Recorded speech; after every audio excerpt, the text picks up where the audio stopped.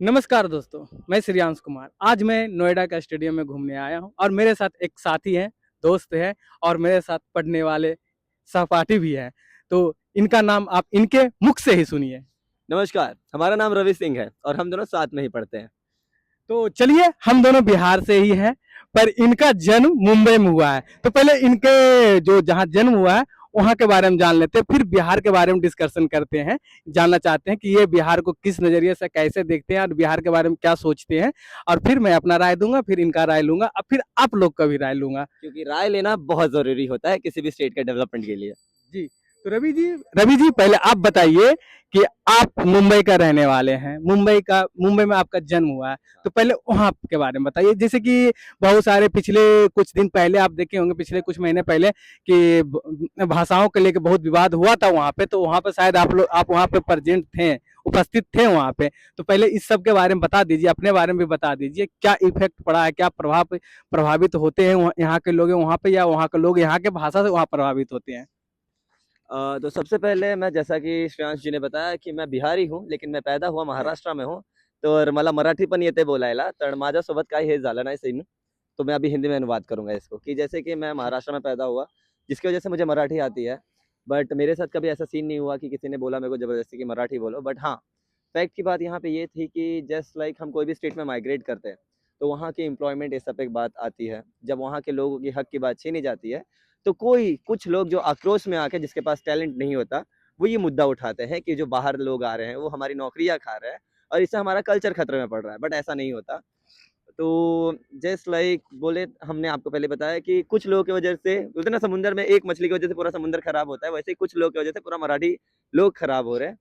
तो ऐसा मैंने अपनी आँखों से देखा है कितने बार। तो मैंने और मेरे पापा ने खुद ऐसे बोला है कि किसी को ज़बरदस्ती मराठी बुलवाने की ज़रूरत नहीं, क्योंकि तुम्हारे एक भाषा की वजह से कोई कल्चर खराब नहीं होता, ना तो समाप्त होता है। और तो ये रहा इनके वहाँ मुंबई के जो महाराष्ट्र के बारे में। अब इनके मुख से ही सुनिए कि बिहार के बारे में कैसे सोचते हैं, बिहार के बारे में क्या नजरिया है और क्या करना चाहिए हम लोग को बिहार के लिए। Uh, thank you so much Shreyansh ji, आपने हमें इतनी बड़ी अपॉर्चुनिटी दी कि हम बिहार के ऊपर बोल रहे हैं। बट पॉइंट टू पॉइंट अगर देखा जाए तो बिहार को डेवलप करने की अभी बहुत ज़रूरत है, हर चीज़ में, चाहे इकोनॉमिकली हो, फाइनेंशियली हो, फिर हॉस्पिटैलिटी में हो या फिर इंफ्रास्ट्रक्चर में हो। क्योंकि जब मेरे अगर बिहार में एम्प्लॉयमेंट होता है, एजुकेशन सिस्टम अच्छा होता है, डिस्क्रिमिनेशन नहीं होता, तो मेरे डैड बिहार से माइग्रेट नहीं करते। बिहार से बाहर मुंबई के लिए माइग्रेट नहीं करते।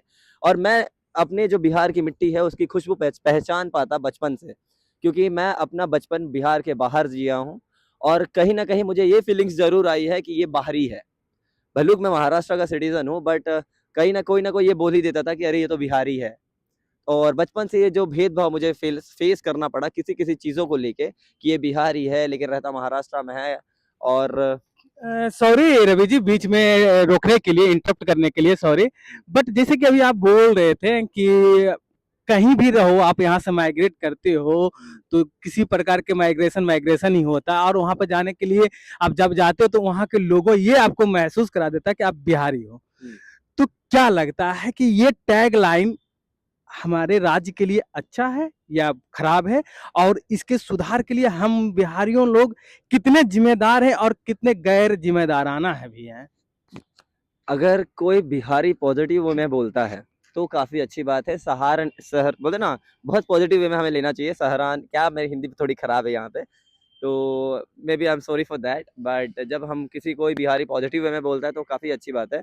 बट बिहारी एक ऐसा जो स्लर टाइप में यूज़ करते हैं जैसे नेगेटिव वे में, तो ये अच्छी बात नहीं है, क्योंकि end of the day you are representing your state in a particular state जहाँ पे आप जाते हो। बट सीन वहाँ पे यही है कि बिहार को डेवलपमेंट की बहुत ज़रूरत है हर चीज़ में, चाहे सिविक सेंस में लेके हो। एज़ अ बिहारी मैं बचपन से बाहर रहा हूँ, और कुछ जो बिहार से माइग्रेट होके बाहर आते हैं, मैं ये नहीं बोला कि ऐसे लोग सिर्फ बिहार में होते हैं, ऐसे लोग हर स्टेट में होते हैं, बट खुल के बिहार के दिखते हैं क्योंकि टीआरपी बिहार से मिलती है। समझ रहे हो टीआरपी का पावर कितना है हम बिहारियों में। तो कुछ लोग की वजह से, जैसे कि एक बिहारी, अगर 100 बिहारी बाहर माइग्रेट किए हैं जिसमें से 99 बिहारी अच्छे काम कर रहे हैं, बिहार का नाम रोशन कर रहे हैं, लेकिन जो 100वां बिहारी है उसने कुछ गलत काम कर दिया, तो उसकी वजह से पूरे 99 बिहारी बदनाम होते हैं और पूरा बिहार का कल्चर बदनाम होता है। तो इस चीज़ में बिहार को और अब बिहारियों को अपने आप को सुधारने की ज़रूरत है।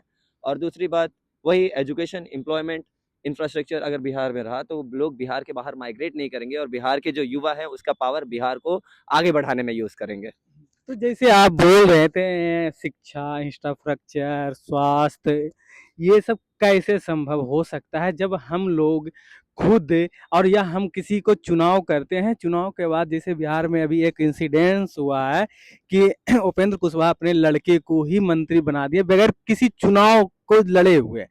तो अगर इस तरह का अगर इंसिडेंस होता है इंडिया गठबंधन के द्वारा तो क्या लगता है इससे मनोबल नहीं खराब होता? क्या लगता है इससे लोगों पे अगर आप जनप्रतिनिधि हो करके रिप्रेजेंटेटिव हो करके इस तरह के कार्य करते हैं, प्रभावित तो लोग होंगे, फिर उन्हें ये लगता है, मायूस हो जाते हैं कि हमें इनसे कुछ होने वाला नहीं है, फिर वो अपने अलग थलग कामों में लग जाते हैं। अक्सर आपने सुना होगा कि India is a democratic country और इंडिया में जनता राजा होती है, ना कि वो सरकार चलाने वाले। तो अभी जैसे कि आपने बोला कि उपेंद्र कुशवाहा के जो बेटे थे उनको मंत्री बना दिया गया बिना किसी इलेक्शन के। तो हम हमेशा इंडियंस की, चाहे बिहारी हो चाहे कोई इंडियंस हो, इंडियंस का एक प्रॉब्लम है कि उन वो जिम्मेदार सिर्फ रहते हैं वोट आने तक, वोट देने तक। लेकिन जैसे वो उनके वोट एलोकेट हो जाते हैं, विनर चुन के आ जाते हैं, उसके बाद जो इंडियन सिटीजन है वो लोग हमारे सरकार से सवाल पूछना भूल जाते हैं। क्यों? सवाल क्यों नहीं पूछते आप? जब टैक्स के पैसे आप दे रहे हो, आपके टैक्स के पैसे से पुलिस, गवर्नमेंट, सरकारों को हमारे टैक्स के पैसे तो उनको सैलरी मिल रही है, तो आपका सवाल पूछना हक बनता है। जितना एक्टिवली तरीके से आप सवाल पूछोगे, कौन से भी मीडियम से, सोशल मीडिया, ऑफलाइन मीडिया, कौन से भी मीडियम से, जितना ज्यादा आपके सवाल रहेंगे उतना ज्यादा आपके स्टेट में डेवलपमेंट रहेगा। अभी जैसे उपेंद्र कुशवाहा के बेटे भूपेंद्र कुशवाहा को बिना इलेक्शन लड़े उनको मंत्री बना दिया गया। क्या है नाम? Deepak Prakash. Deepak Prakash Kushwaha, sorry for inappropriate name. But जैसे कि उनको बिना इलेक्शन लड़े मंत्री बना दिया गया, तो उसी समय बिहार की जो जनता की आबादी है वो काफ़ी ज़्यादा है। अगर सब लोग मिलके एक साल सवाल पूछेंगे तो ज़रूर इसमें बदलाव आएगा, क्योंकि एक के करने से कुछ नहीं होता, लेकिन एक-एक के कहने से बहुत कुछ होता है। तो नहीं, जैसे कि रवि जी मैं ये बता देना चाहता हूँ, उपेंद्र कुशवाहा का बेटा जो दीपक प्रकाश है वो पढ़े लिखे शिक्षित भी है। उन्हें एक इंटरव्यू के दौरान बोला है कि अगर मुझे मंत्री बना दिया गया तो आप मुझे ये मत इस चश्मे से मत देखिए कि मैं परिवारवाद से घुला मिला हूँ, पर इस चश्मे से जरूर देखिए कि मैं विकास कितना कर पा रहा हूँ। अगर इस तरह की स्टेटमेंट वो देते तो क्या बिहार के जनता इस तरह के सवाल उनसे कर पाएंगे? और सवाल करना क्या जागरूकता का पहचान है, लोकतंत्र का एक पहचान है या नहीं? श्रेयांश जी, आपने बिल्कुल सही कहा।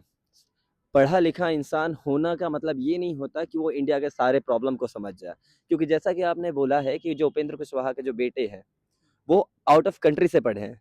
तो हम कैसे समझ लें कि उनको बिहार के एजुकेशन के बारे में पता होगा, कि बिहार की एजुकेशन सिस्टम में कितनी चरचरता, कितनी बर्बरता आई हुई है, वो कैसे समझेंगे? हाँ, सवाल पूछना हमारे डेमोक्रेसी का एक अधिकार है, एक पिलर है, तो सवाल पूछना जायज़ है। लेकिन बिना, अभी एक बात मुझे बताओ, आपके घर के जो पिताजी हैं, जब हम अपने पिताजी को देखने, जब हमारे जो दादाजी हैं, वो जब हमारे माताजी और पिताजी को जब देखने गए थे अपने ज़माने में, तो उन्होंने हर चीज़ बारीकी से देखा था कि नहीं? जबकि वो तो बस खाली हमारे पिताजी घर चलाने वाले हैं। लेकिन जब हम उसी बहाने जब हमारा स्टेट चलाने के लिए एक इंसान को चुनते हैं, तो बिना इलेक्शन लड़े हम क्यों चुने? उनकी क्वालिफ़िकेशन से ज़्यादा ज़रूरी उनका ग्राउंड लेवल पे काम देखना ज़्यादा ज़रूरी है, कि वो जनता के भाव को कितना समझ रहे हैं। बिना जनता के भाव को समझे आप काम नहीं कर सकते, ये मेरी सोच है। चलिए, तो अब लास्ट सवाल ये है कि अब तो मंत्रिमंडल भी, कैबिनेट भी बन चुका है और एनडीए का बहुत सारे वादे थे जनता के सामने रखा है। क्या जनता और विपक्ष लोग जिस तरह से ये मुद्दा उठा रहे हैं कि परिवारवाद, अब नहीं लगता है कि जब जो ये परिवारवाद कर ही दिए तो अब विपक्ष को ये भी होना चाहिए कि जो जनता के मुद्दे के लिए एनडीए वाले ने वादा किए हैं, तो क्या लगता है उन वादों को लेकर के जनता के बीच में ना खड़ा रहे? और क्या ये आरोप प्रत्यारोप करता रहेंगे तो क्या लगता है इस तरह से बिहार में विकास हो सकता है? आरोप प्रत्यारोप की यहाँ पे कोई बात ही नहीं आती। जैसे कि हाँ, लोग अक्सर कहते हैं, बीजेपी का हमेशा से एक ये स्लोगन रहा है कि हम परिवारवाद, हायरार्की सिस्टम को फॉलो नहीं करते, एजुकेशन और क्वालिफिकेशन के हिसाब से वोट देते हैं। लेकिन इस बार बिहार के जो मंत्रिमंडल का विस्तार हुआ है, उसमें ये ज़रूर देखने मिला है कि बीजेपी कहीं न कहीं परिवारवाद को सपोर्ट कर रही है। तो ये बिल्कुल वही सीन हो गया कि कांग्रेस करे तो कैरेक्टर ढीला, बीजेपी करे तो रासलीला। सो इट्स नॉट कूल, क्योंकि end of the day Bihar के डेवलपमेंट की बात है, तो हमें सवाल पूछने चाहिए, क्योंकि बिहार एक ऐसा राज्य है जो पहले बहुत सिविलाइज्ड हुआ करता था, बट अभी कुछ करप्टेड पॉलिटिशियंस की वजह से वही बिहार को बहुत नीचे नज़रों से देखा जा रहा है। तो बोलते हैं ना, आरोप प्रत्यारोप तो चलता रहेगा, लेकिन बिहार के विकास नहीं रुकनी चाहिए। वो एक कहावत जो है अटल बिहारी वाजपेयी